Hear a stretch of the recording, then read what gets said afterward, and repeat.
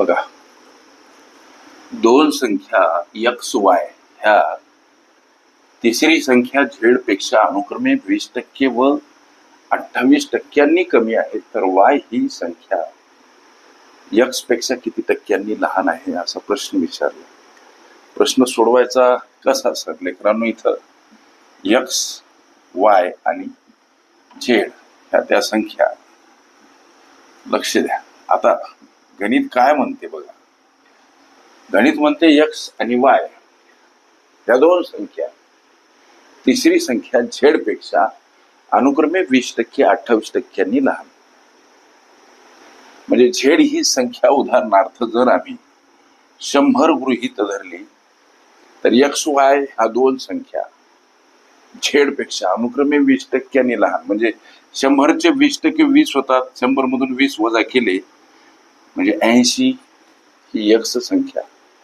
100चे 28% लेकरांनो 28च होतात. 100 मधून 28 वजा केल्यानंतर 72 ही वाय संख्या. म्हणजे हे त्यांच्या संख्यांचं काय, यावरून आम्हाला गुणोत्तर काढतात. याला जर संक्षिप्त केलं तर बघा, 2 गुणिला 40 80, 2 गुणिला 36 72, 2 गुणिला 50 100.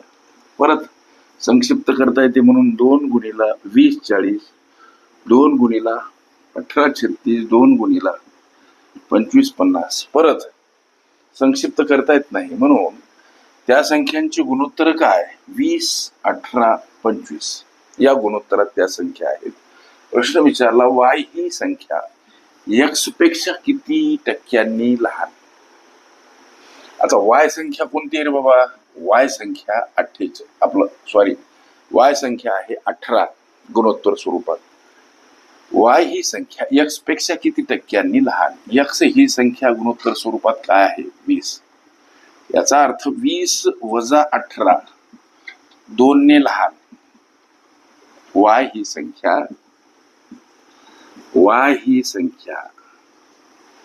एक्स पेक्षा 2 ने काय आहे, लहान. मात्र उत्तर टक्केवारी मध्ये द्यायचं म्हणून गोष्टी लक्षात घ्या. 2 ने लहान आहे कोणापेक्षा, एक्स पेक्षा. म्हणून 20 साठी 2 ने लहान, तर 100 साठी कितीने लहान असा टक्केवारीमध्ये उत्तर द्यायचं. म्हणून इथं गुणिला 100. लेकरांनो, 20 पंचे 100 होतात. 2 गुणिला 5 यांचा गुणाकार 10%. हे तुमच्या या विचारल्या प्रश्नाचं उत्तर. काय तर वाय ही संख्या एक्स पेक्षा किती टक्क्यांनी लहान आहे, 10%. हे तुमच्या विचारल्या प्रश्नाचं उत्तर. ओके, किती टक्क्यांनी जास्त, किती टक्क्यांनी कमी, टक्केवारी या सर्व माझ्या प्लेलिस्ट अवश्य बघा. त्यामध्ये विविध स्पर्धकांनी विविध अंकांनी विचारल्या संभाव्य अशा असंख्य प्रश्नांचा सराव तुम्हाला करते.